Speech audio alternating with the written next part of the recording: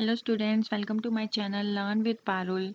In previous video we have already learned about the modulation and its first modulation technique, that is analog to analog modulation.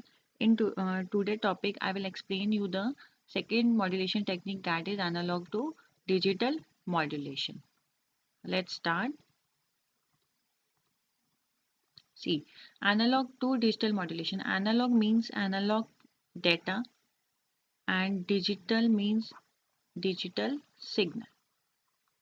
Mean to से आपका analogue data हमारा क्या हो रहा है, digitised हो रहा है। मतलब एनालॉग जो आपका सिग्नल आया है आपका, वो आपका डिजिटल फॉर्म में क्या हो रहा है, कन्वर्ट हो रहा है, जैसे जिसको हम बोलते हैं बाइनरी फॉर्म, जो कि आपका कंप्यूटर समझता है। समझ में आया इतना? ठीक है। तो इसमें क्या है, एनालॉग सिग्नल आपका डिजिटाइज हो रहा है, उसे हम बोलते हैं एनालॉग टू डिजिटल कन्वर्जन। इसको हम अकम्प्लिश कर सकते हैं, कन्वर्ट कर सकते हैं दो तरीके से, पीसीएम और DM, pulse code modulation and delta modulation.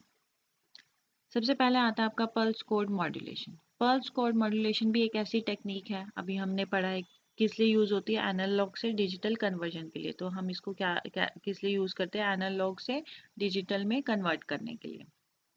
It is independent of the complexity of the analog waveform.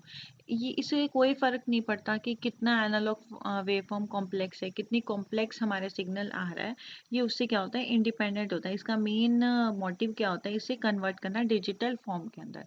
ये स्टैंडर्ड फॉर्म होती है किसके लिए, डिजिटल ऑडियो के लिए, जो कंप्यूटर में यूज हो रहे हैं, या वेरियस ब्लू रे भी आपका डिवाइस होता है, सेकेंडरी स्टोरेज डिवाइस है ये भी, डीवीडी, कॉम्पैक्ट डी, ये सब इन किस लिए यूज होता है आपका, पल्स कोड मॉड्यूलेशन में आप ये सब चीज़ें यूज़ कर सकते हैं। PCM encoder. अब पीसीएम के अंदर हमारी तीन चीज़ें आती हैं कन्वर्ट करने के लिए, मतलब एनालॉग को डिजिटल में कन्वर्ट करने के लिए हमें तीन प्रोसेस फॉलो करने पड़ेंगे। First one is sampling, second one is quantization and third one is encoding. इसे डिटेल में आगे देखते हैं। देखो, ये पीसीएम एनकोडर आपका क्या करता है कि देखो, सबसे पहले आपका क्या है, ये एनालॉग फॉर्म में एक सिग्नल आया, उसके बाद आपने यहाँ तीन स्टेप फॉलो किए। सबसे पहले आपने क्या किया, सैम्पलिंग की, आफ्टर दैट आपने क्वांटाइजिंग की, आफ्टर दैट आपने एनकोडिंग की। उसके बाद जो आपका डाटा है वो किस फॉर्म में कन्वर्ट होके आ गया, आपका डिजिटल फॉर्म में कन्वर्ट होके आ गया। पीसीएम क्या करेगा फिर, हमारा एनालॉग को डिजिटल में कन्वर्ट करेगा with the help of these three processes. ठीक है, चलो देखते हैं। सबसे पहले आपका क्या आता है, सैम्पलिंग। सैम्पलिंग आपका क्या होता है, कोई भी वैल्यू रीड करना रेगुलर इंटरवल से, जैसे आपका एनालॉग सिग्नल चल रहा है, तो ये जो वैल्यू आ रही है आपकी, ठीक है, ये आपका क्या कहलाएगा, सैम्पल्ड वैल्यू कहलाएगी। इस एनालॉग सिग्नल में से आपने ये क्या किया, एक सैंपल उठा लिया। ठीक है, तो कोई भी फिल्टर्ड वैल्यू, जो पूरे एनालॉग सिग्नल में से आपने कोई भी एक फिल्टर्ड वैल्यू उठा ली, वो आपकी क्या कहलाएगी, सैम्पलिंग कहलाएगी। Sampling is a process of measuring the amplitude of the continuous time signal. ये देखो, ये एम्पलीट्यूड मेजर कर रहा है ना, कि कितना एम्पलीट्यूड इसका आ रहा है पर्टिकुलर टाइम पीरियड में, तो वो कौन करेगा, सैम्पलिंग मेजर करती हुई चलती है। तो जो हमारा एनालॉग सिग्नल है वो कितने टाइम सैंपल हो रहा है, टीएस टाइम हम इसको रेफर कर रहे हैं। और इसकी क्या फ्रीक्वेंसी होगी, आपकी सैम्पलिंग की फ्रीक्वेंसी क्या होती है, फ्रीक्वेंसी होती है 1 में टाइम की सैम्पलिंग। मीन टू से आपने पढ़ा था ना, फ्रीक्वेंसी आपका क्या होता है, इन्वर्सली प्रोपोर्शनल होता है पीरियड के। तो वही है, कितने पीरियड में आपका एक सैंपल रेट आ रहा है, मतलब कितने टाइम में आ रहा है, वो आपका क्या कहलाएगा, सैम्पलिंग रेट कहलाएगा। ठीक है, अब आपके पास आता है तीन टाइप की आपकी सैम्पलिंग मेथड होते हैं। सबसे पहले आपका आता है आइडियल सैम्पलिंग, जिसे हम इंस्टेंटेनियस सैम्पलिंग भी बोलते हैं। इसमें हम क्या करें, इसको इम्प्लीमेंट करना बहुत ईजी है, और इसमें भी हम एनालॉग सिग्नल्स को सैम्पल करते हैं। नेचुरल सैम्पलिंग में आपका क्या होता है, ये प्रैक्टिकल मेथड होता है। इसमें क्या होता है, जो आपकी टाइम की वैल्यू होती है, टाइम की जो विड्थ होती है वो फाइनाइट होती है, और इसमें हम हाई स्पीड स्विच यूज़ करते हैं स्मॉल पीरियड ऑफ टाइम के लिए भी। और इसमें हम सीक्वेंस ऑफ सैंपल्स देखते हुए चल रहे हैं, मतलब जैसे आपने देखा था ना, एक आपका सैंपल आ रहा था, तो पर्टिकुलर टाइम पीरियड पे आपके बहुत सारे सैंपल्स आ रहे थे, तो सीक्वेंस में आप इन सैंपल्स को रिकॉग्नाइज करते हुए चल रहे हो, उसे हम क्या बोलते हैं, नेचुरल सैम्पलिंग। और ये क्या करेगा, आपकी जो एक्चुअल एनालॉग सिग्नल है उसको रिटेन एक्चुअल फॉर्म में दे के जाएगा, किसको, रिसीवर को। लास्ट आपकी आती है फ्लैट टॉप सैम्पलिंग, इसे हम क्या कहते हैं, सैंपल एंड होल्ड भी बोलते हैं। ठीक है, ये क्या करते हैं, सबसे इजी है as compare to natural sampling भी, इसे ऑब्टेन करना बहुत ईजी होता है। ये क्या करते हैं, top of the samples remain constant by using a circuit. इसमें जो टॉप ऑफ द सैंपल्स हैं उनको क्या कर देते हैं हम, कांस्टेंट रहने देते हैं पूरे सर्किट में। तो आपको पता चलता रहेगा ना आपका मैक्सिमम एम्पलीट्यूड कितना था। तो इसमें क्या होता है, फ्लैट टॉप, टॉप को आप क्या कर दोगे, कांस्टेंट कर दोगे, टॉप सैंपल्स को कांस्टेंट कर दोगे। तो ये क्या थी आपकी 3 टाइप की सैम्पलिंग टेक्निक्स थी। नेक्स्ट मेथड आपका इसमें आता है क्वांटाइजेशन। क्वांटाइजेशन का क्या मतलब होता है, अब आपने सैंपल बना लिए, देखो सैंपल बना दिए, अब इनको आपने क्वांटाइजेशन लेवल डिफाइन कर दिया, ये आपका 6 लेवल पे है, ये आपका 8 पे है, ये फर्दर 7 पे है, ये 1 पे है, ये 2 पे है। तो आपने क्या किया, जो आपका सिग्नल आया था आपने उनको कुछ क्वांटाइजेशन लेवल्स प्रोवाइड करवा दिए। समझ में आ गया, अकॉर्डिंग टू द टाइम। अब इसमें देखो क्या कहता है, it is the process of assigning a discrete value. आपने इसमें डिस्क्रीट वैल्यू असाइन कर दी है हर एक सैंपल के अंदर। The number of possible values will depend on the number of bits. जो वैल्यू है वो किस पे डिपेंड करेंगी, बिट्स पे डिपेंड करेंगी ऑलवेज, ठीक है। और sampling is a series of pulse with amplitude values between the maximum. ये तो पता ही आपको, बैंडविड्थ आपकी क्या होती है, मैक्सिमम माइनस मैक्सिमम और मिनिमम का डिफरेंस होता है ना। तो वही चीज़ है, इसका सैम्पलिंग का रिजल्ट क्या होगा, एम्पलीट्यूड का डिफरेंस होगा आपका।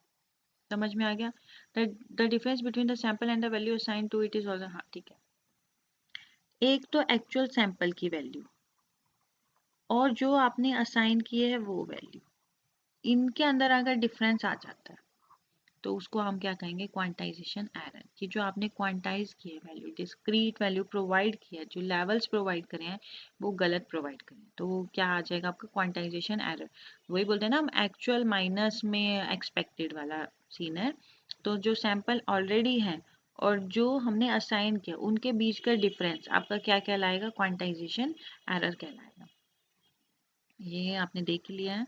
उसके बाद हम क्या करते, देखो सबसे पहले हमने क्या किया, ओरिजिनल एनालॉग सिग्नल को एज्यूम किया, उसका हमने मैक्सिमम और मिनिमम एम्पलीट्यूड देख लिया।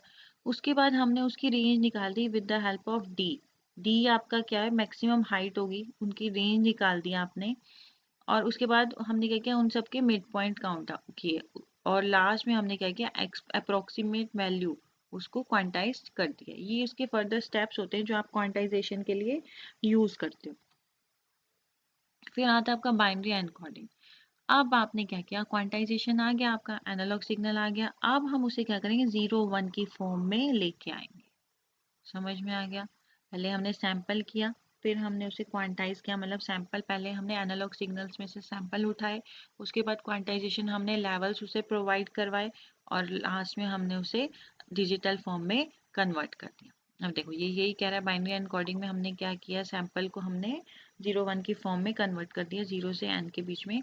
जो digitization of the analog signal की वो हम क्या करेंगे, with the help of encoder करेंगे। अब एनकोडर ही करेगा डिजिटल सिग्नल्स में अगर हमें कन्वर्ट करना है तो। और जो हमारा हर एक सैंपल क्वांटाइज्ड हुआ है, ठीक है, वो ये डिसाइड करेगा कि कौन सी बिट पे कौन सा हमारा सिग्नल होना चाहिए, मतलब पर सैंपल की नंबर ऑफ बिट्स कितनी होनी चाहिए। मतलब अगर मान लो आपके ऐसे आ रहे हैं, ये सिग्नल आ रहा है, तो आपने बहुत सारे क्वांटाइजेशन लेवल प्रोवाइड किए हैं, तो यही डिसाइड करेगा कि पर लेवल आपकी नंबर ऑफ बिट्स कितनी असाइन होनी चाहिए पर सैंपल को, ठीक है। Encoding also minimize the bandwidth use, जो बैंडविड्थ यूज हो रही है उसे भी क्या कर देती है, ये कम कर देती है। If the number of quantization level is L, अगर क्वांटाइजेशन लेवल के जो नंबर हैं, हमारे जो लेवल्स हैं टोटल, वो एल में है, तो नंबर ऑफ बिट्स हमारी हो जाएंगी log 2 एल। अगर मान लो एल हमारा 4 है, तो हमारे log 2 4, तो इसका आंसर क्या आ जाएगा, 2 आ जाएगा, ठीक है। तो नंबर ऑफ बिट्स कितनी असाइन होगी हमारी, 2। अगर आपको ये कैलकुलेट करना नहीं आता है तो मैं आपको बता देती हूँ, अगर मान लो जैसे log की वैल्यू है 2 की पावर 8 है ये l, तो आप 2 को कितने टाइम्स मल्टीप्लाई कर दोगे कि 8 आ जाएगा, तो 3 टाइम्स करोगे ना, 2 इंटू 2 इंटू 2, तो इसका आंसर आ जाएगा आपका 3। समझ में आ गया आपको, ये देखो। अब क्वांटाइजेशन एरर जो आप कैलकुलेट करते हो, वो कैसे कैलकुलेट करते हो, सिग्नल टू नॉइज रेशियो में 6.02 NB प्लस में 1.676 dB डेसिबल फॉर्म में। ये आपका क्या होता है, क्वांटाइजेशन एरर को कैलकुलेट करने के लिए फॉर्मूला होता है। आपके दो टाइप के चैनल होते हैं, एक तो नॉइजलेस चैनल होता है और एक नॉइजी चैनल होता है। दोनों के बैंडविड्थ कैपेसिटी अलग अलग होती है। जो हमारा नॉइजलेस चैनल होता है जिसमें नॉइज नहीं आ रही होती हमारी, उसका बिट रेट हम कैलकुलेट करते हैं twice into bandwidth into log base 2L। और जो हमारा नॉइजी चैनल होता है, जैसे नॉइजलेस को हम बोलते हैं निक्विस्ट बिट, क्यों एक पर्सन थे जिन्होंने ये थ्योरम हमें दी थी, निक्विस्ट थ्योरम। ठीक है, तो उन्होंने बिट रेट को कैसे कैलकुलेट किया था, twice into bandwidth into log base 2L। ऐसे ही हमारा नॉइजी चैनल होता है, उसे हम बोलते हैं शैनन कैपेसिटी। शैनन कैपेसिटी के अंदर हमारा क्या था, bandwidth into log two 1 plus SNR। और ये SNR क्या है आपका, signal to noise ratio. Signal to noise ratio समझ में आ गया आपका? ठीक है, क्वांटाइजेशन एरर समझ में आ गया और ये दोनों चैनल्स भी समझ में आ गए होंगे होप सो। नेक्स्ट आपका आता है डेल्टा मॉड्यूलेशन। आपका पीसीएम कवर हो गया है, पल्स कोड मॉड्यूलेशन आपका कंप्लीट हो गया, जिसमें हमने 3 प्रोसेस पढ़े हैं। First one is sampling, second one is quantization and third one is encoding. अब आपका क्या आता है, डेल्टा मॉड्यूलेशन आता है। पीसीएम हमारी थोड़ी कॉम्प्लेक्स टेक्निक थी, तो उसकी कॉम्प्लेक्सिटी को रिड्यूस करने के लिए हमने क्या यूज़ किया था, डेल्टा मॉड्यूलेशन यूज़ किया था। ठीक है, ये भी एनालॉग टू डिजिटल कन्वर्टर है। ये क्या करता है, हर एक सैंपल के लिए, हर एक सैंपल के लिए सिग्नल के एम्पलीट्यूड को लेके आता है। हर एक सैंपल के लिए सिग्नल के एम्पलीट्यूड को देखता है और अकॉर्डिंग टू द प्रीवियस उसे चेंज करता है। समझ में आ गया कि एक्चुअल आपका एम्पलीट्यूड क्या था और वो कितना चेंज हुआ है, ये सब कौन फाइंड आउट करेगा, डेल्टा मॉड्यूलेशन फाइंड आउट करेगा। पीसीएम तो सिर्फ कन्वर्जन करता है, ये प्रीवियस चेंज को भी कंसीडर करता हुआ चलता है। समझ में आ गया? ठीक है, DM sends only the difference between pulse, ये सिर्फ डिफरेंस बताता है कि प्रीवियस में कितना चेंज हुआ और अब कितना चेंज हुआ। If the pulse at time tn+1 is higher in amplitude value than the pulse at time tn, then a single bit say 1 is used to indicate the first। इसमें बस यही है कि जो 1 है वो हमारा यूज़ होता है किसके लिए, पॉजिटिव वैल्यू को इंडिकेट करने के लिए, और हमारा जीरो किस लिए यूज़ होता है, नेगेटिव वैल्यू को इंडिकेट करने के लिए। ये हमारी जब हम सिग्नल्स में छोटे छोटे चेंजेस करते हैं उसके लिए क्या होता है, ये बहुत अच्छा मेथड है। ठीक है, अगर हमारे इसमें एम्पलीट्यूड बढ़ते जाएंगे तो एरर क्या चांसेस ज़्यादा हो जाएंगे। क्यों ज़्यादा चांसेस हो जाएंगे, क्योंकि डिफरेंस काउंट कर रहे हैं ना ये प्रीवियस के साथ। तो अगर हमारा प्रीवियस के साथ डिफरेंस काउंट करता हुआ चलेगा तो मल्टीपल एम्पलीट्यूड आने पे, मल्टीपल चेंजेस आने पे एरर के चांसेस भी क्या हो जाते हैं, हमारे इंक्रीज हो जाते हैं। ये देखो डेल्टा मॉड्यूलेशन टेक्निक क्या करता है, प्रीवियस के साथ कितने चेंज आ रहे हैं, प्रीवियस के साथ चेंजेस को वेरीफाई करता हुआ चलता है। ठीक है, ये आपका खत्म हो गया है एनालॉग टू डिजिटल टेक्निक यहाँ पे। नेक्स्ट क्लास में हम डिजिटल टू एनालॉग मॉड्यूलेशन पढ़ेंगे। ठीक है, आज के लिए इतना ही पढ़ते हैं। Thank you.